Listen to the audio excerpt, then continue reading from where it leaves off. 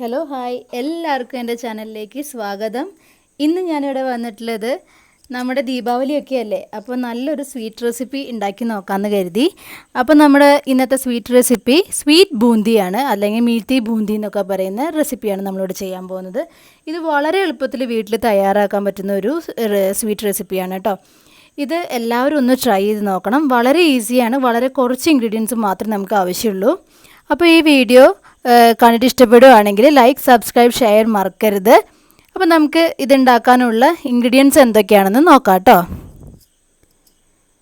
1 cup basin powder, അതായത് കടലമാവ്, പിന്നെ 1.5 കപ്പ് പഞ്ചസാര, പിന്നെ 1.5 കപ്പ് വെള്ളം എടുത്തിട്ടുണ്ട്, 4 ഏലക്കായ എടുത്തിട്ടുണ്ട്, അതുപോലെ തന്നെ ബേക്കിംഗ് സോഡ ഒരു 1/4 ടീസ്പൂൺ വേണം, പിന്നെ യെല്ലോ കളറ്, അതുപോലെ തന്നെ സൺഫ്ലവർ ഓയിൽ. ഇത്രയും ഐറ്റംസാണ് നമുക്ക് വേണ്ടത്. ഇനി നമുക്ക് ആദ്യമായിട്ട് ചെയ്യേണ്ടത് ഒരു പാൻ അടുപ്പത്ത് വെക്കുക. അതിലേക്ക് പഞ്ചസാര പാനി ഉണ്ടാക്കാൻ പോവുകയാണ്. അപ്പോൾ നമ്മൾ 1.5 കപ്പ് പഞ്ചസാര എടുത്ത് വെച്ചത് അതിലേക്ക് ഇട്ട് കൊടുക്കുകയാണ്. ഇനി നമുക്ക് ഇതിലേക്ക് 1.5 കപ്പ് വെള്ളം ചേർത്ത് കൊടുക്കണം. 1.5 കപ്പ് പഞ്ചസാരയ്ക്ക് 1.5 കപ്പ് വെള്ളം തന്നെയാണ് ചേർത്ത് കൊടുക്കുന്നത്. അത് കറക്റ്റ് മെഷർമെൻ്റ് ആണ് കേട്ടോ ഞാൻ പറയുന്നത്. അപ്പോൾ നമ്മൾ 1.5 കപ്പ് വെള്ളം കറക്റ്റായിട്ട് ഒഴിച്ചു കൊടുത്തു കഴിഞ്ഞു. ഇനി ഇതിലേക്ക് നമ്മൾ 4 ഏലക്കായ എടുത്ത് വെച്ചത് ഇട്ട് കൊടുക്കുകയാണ്.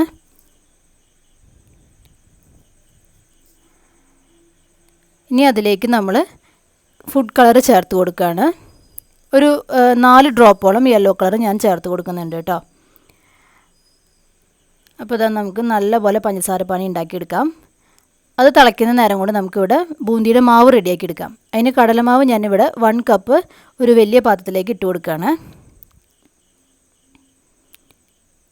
ഇനി നമ്മൾ അതിലേക്ക് ഒരു 3/4 കപ്പ് വെള്ളമാണ് ചേർത്ത് കൊടുക്കേണ്ടത്. അപ്പോൾ ആദ്യം കുറച്ച് വെള്ളം ചേർത്ത് കൊടുക്കുക, നല്ലപോലെ ഇളക്കുക. അതിനുശേഷം ബാക്കിയുള്ള വെള്ളത്തിലേക്ക് നമ്മൾ കുറച്ചുകൂടി കളറ് ചേർത്ത് കൊടുക്കുകയാണ്, യെല്ലോ കളറ്. എന്നിട്ട് ആ വെള്ളം നല്ലപോലെ മിക്സ് ചെയ്തിട്ട് നമ്മൾ ഈ ബേസിൻ മിക്സിലേക്ക് ഇട്ട് കൊടുക്കുകയാണ് കേട്ടോ.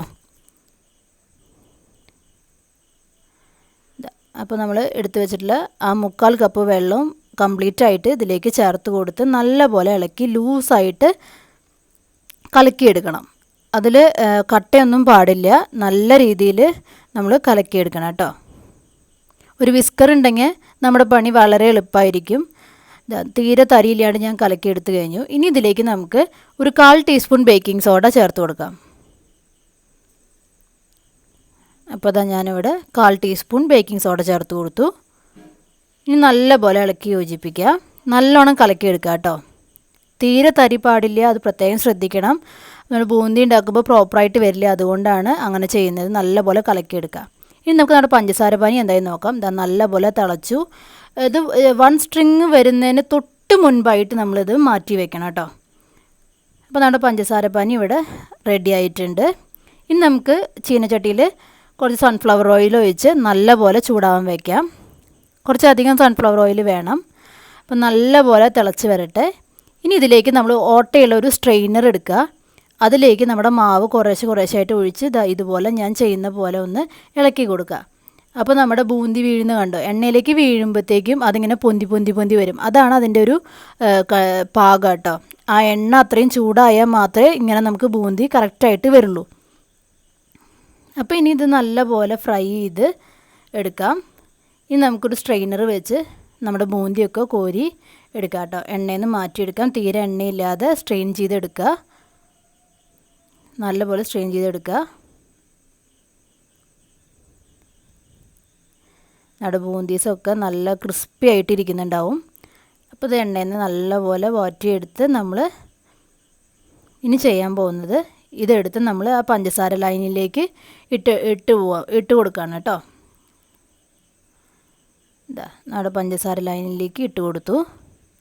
ഇതിട്ടിട്ട് ഒരുപാട് നേരം വെക്കേണ്ട കേട്ടോ. പെട്ടെന്ന് തന്നെ നമുക്കിത് കോരിയെടുക്കാം, ഇല്ലെങ്കിൽ അത് വല്ലാതെ ഇങ്ങനെ കുഴഞ്ഞു പോവും. അപ്പോൾ അതിന് നേരം വെക്കേണ്ട കാര്യമില്ല. രണ്ടും ചൂടുള്ള സാധനങ്ങളായതുകൊണ്ട് പെട്ടെന്ന് കുഴഞ്ഞു പോകാതിരിക്കാൻ വേണ്ടിയിട്ട് ഒന്ന് ഇട്ട് ഒരു സെക്കൻഡ് അല്ലെങ്കിൽ 2 സെക്കൻഡ് വെച്ചിട്ട് നമുക്കിത് കോരിയെടുക്കാം. കോരിയെടുത്ത് ഒരു പാത്രത്തിലേക്ക് മാറ്റി വയ്ക്കാം കേട്ടോ.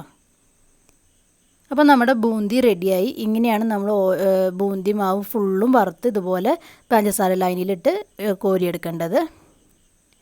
ഇനി നമുക്ക് ഫൈനൽ ടച്ച് ചെയ്യണ പോലെ ഓരോരുത്തരുടെ ഇഷ്ടമാണ്. നമുക്ക് വേണമെങ്കിൽ കാഷ്യൂ നട്ടോ അല്ലെങ്കിൽ ബദാമോ പിസ്തയോ അല്ലെങ്കിൽ അങ്ങനെ എന്തെങ്കിലും നട്ട്സ് ചെറുതായിട്ട് ഒന്ന് ഗ്രേറ്റ് ചെയ്ത് ഇതിൻ്റെ മുകളിലിട്ട് ഗാർണിഷ് ചെയ്ത് നമുക്ക് കഴിക്കാവുന്നതാണ് കേട്ടോ. നല്ല ടേസ്റ്റി ആയിട്ടുള്ളൊരു വിഭവമാണ്. എല്ലാവരും ട്രൈ ചെയ്ത് നോക്കണം. എല്ലാവർക്കും തീർച്ചയായിട്ടും ഇഷ്ടപ്പെടുമെന്ന് വിചാരിക്കുന്നു. ഇത് വളരെ ഈസി അല്ലേ ചെയ്ത് നോക്കാൻ. വളരെ കുറച്ച് ഇൻഗ്രീഡിയൻസ് ആവശ്യമുള്ളൂ. നമ്മുടെ വീട്ടിലുള്ള ഇൻഗ്രീഡിയൻസ് തന്നെയാണ്. അപ്പോൾ എല്ലാവരും ട്രൈ ചെയ്ത് അഭിപ്രായം പറയാം.